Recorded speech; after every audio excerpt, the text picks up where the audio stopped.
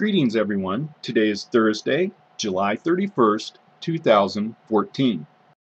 In this video, I would like to talk about how the 7 years is overlapping into the 1,000 years. In other words, the 7 years are going to end as the 1,000 years begin. This is an entirely new concept for us. I have never seen anyone teach that the 7 years goes into the 1,000. Most teachers believe, as I used to, that the 1,000 years started when Jesus sets foot back on the ground.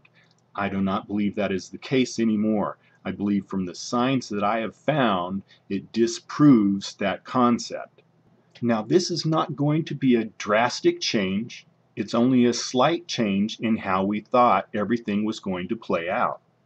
When I mention the 7 years, I'm talking about Daniel 9:27's week.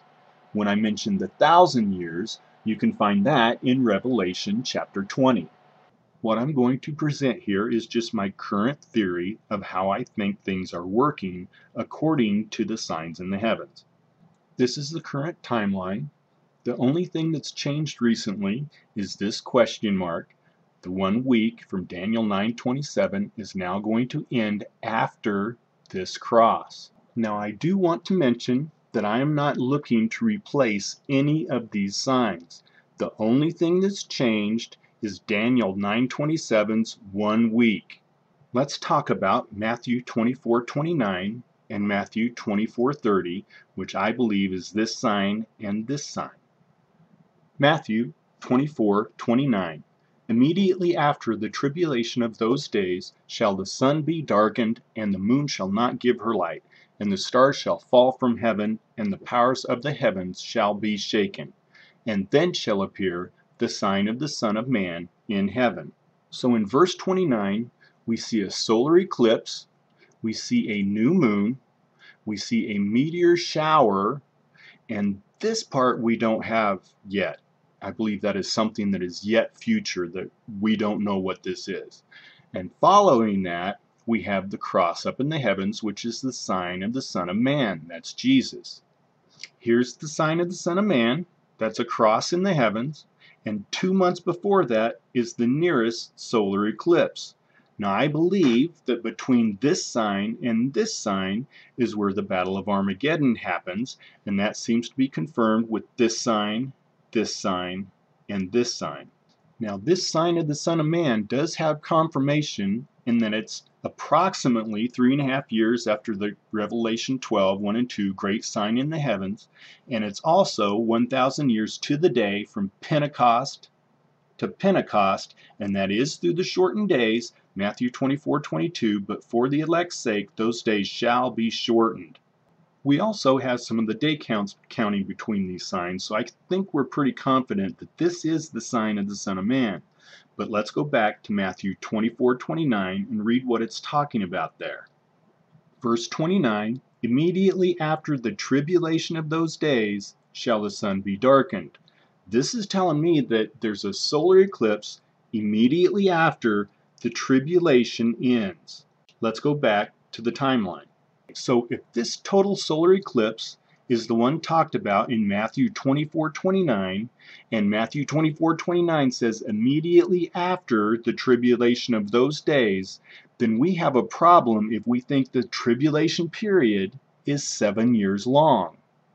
We are now less than 6 years and 5 months from this day, which means that the tribulation period cannot be the same thing as the 1 week. It has to be within the week. Now, you don't have to agree with this. I'm just showing you what I'm seeing in the signs in the heavens and what they seem to be telling us. And the only reason I'm bringing this up is to show you what I believe is happening as this 1 week goes into the 1,000 years. And that is Matthew 24:22. But for the elect's sake, those days shall be shortened. Every day that this 1 week is going into the 1,000 years, the tribulation is getting shortened from the start by 1 day. So not only is God going to shorten the end of those days, He is now shortening it from the beginning, and we are living in those days. The next thing I want to talk about is the next thing that's happening on the timeline, which is August 28th, 2014. This is a month away right now.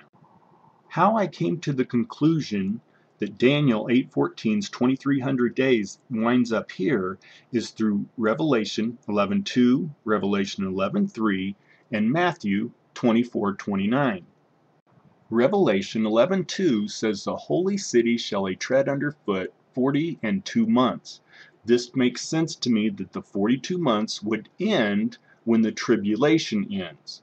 Verse 3 says the two witnesses shall prophesy 1,260 days.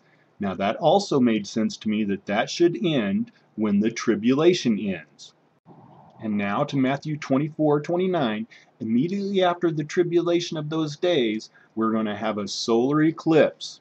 And at this solar eclipse is when I believe Revelation 11:2 and 11:3 are finished. Here is what I believe the solar eclipse from Matthew 24:29 is, and I counted backwards through the Hebrew calendar only 42 months, and it landed on another total solar eclipse.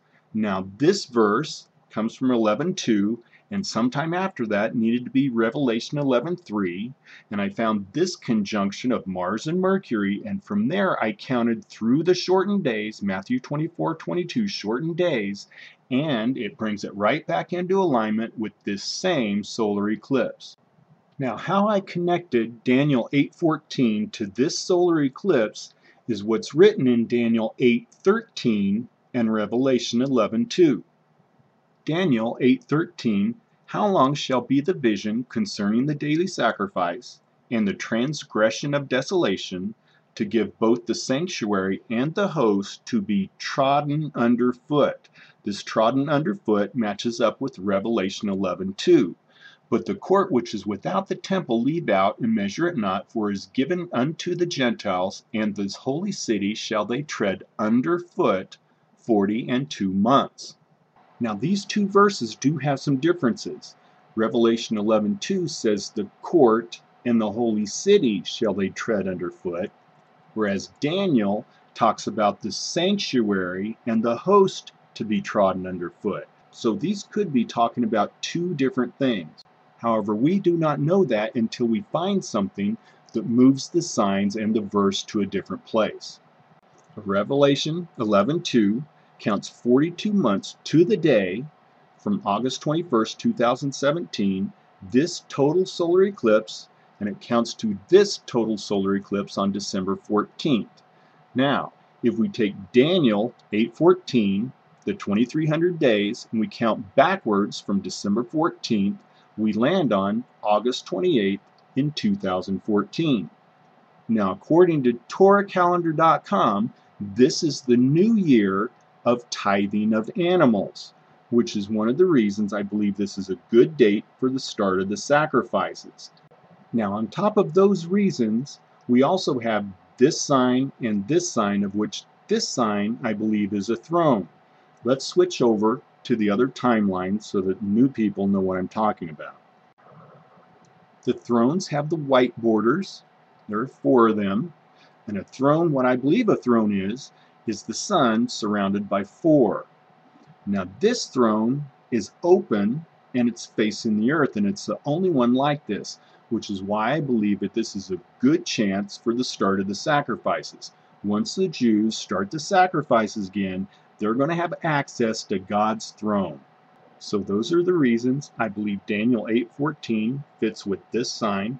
However, this is still speculation. There's a question mark here. We don't know for sure. Now, if Daniel 8:14 is not ending on this sign, it could end on this sign, it could end on the end of the week, or it could be something we have not found yet. Now, whether Daniel 8:14 moves or not, these two signs are still on that day, and I would say this is a high watch date. Okay, so how far past the sign of the Son of Man can Daniel's 9:27 1 week go? Let's go back to Matthew 24:29 and Matthew 24:30 and see if we can figure anything out. From the start of the sign in Matthew 24:29 until the sign of the Son of Man in Matthew 24:30 is 2 months. Now that could be due to this part that we don't know about. The sign of the Son of Man, however, is less than 1 hour long. And then shall all the tribes of the earth mourn. There are different lengths of mourning in the Bible. Normal would be 7 days. However, Moses was mourned for 30 days, and Jacob, out of the book of Genesis, was mourned for 70 days by the Egyptians, an additional 7 days by his son Joseph. That's a total of 77 days that Jacob was mourned. Now, what's interesting about Jacob being mourned for 77 days comes from Genesis chapter 35, verse 10. And God said unto him, Thy name is Jacob. Thy name shall not be called any more Jacob, but Israel shall be thy name. And he called his name Israel. So Israel was mourned for 77 days. Back to Matthew chapter 24, we are less than 7 years from the sign of the Son of Man in heaven. We are now, in my personal opinion, 7 years away from when the tribes of the earth mourn. The next thing on the agenda is, and they shall see the Son of Man coming in the clouds of heaven with power and great glory. That should be the end of Daniel 9:27's week. Now, I do want to mention, I don't know if it's 77 days of mourning that this is going to happen. We don't know what this is. But I do believe we are now 7 years from that point. For those of you who are new to my channel and don't know where to start, or are wondering whether you want to spend hours in my videos to learn about these signs, I would suggest watching my Beast Out of the Sea video. That would be about these 3 signs here. What happens in that video is nothing short of a twilight zone of a sign. There is no way you can get to the end of that video and go, oh, well, that's just a bunch of coincidence. Another video you might like to watch is my White Throne video. That is about these 3 signs over here. It is one of the more elaborate signs that I've found, and I actually forgot to put something in that video that we're going to talk about right now. In Revelation chapter 20, when it talks about Satan being released from the pit, it says, and after that he must be loosed a little season. Now, a season here on earth is 3 months long. From June 6th to August 26th is 2 months and 20 days.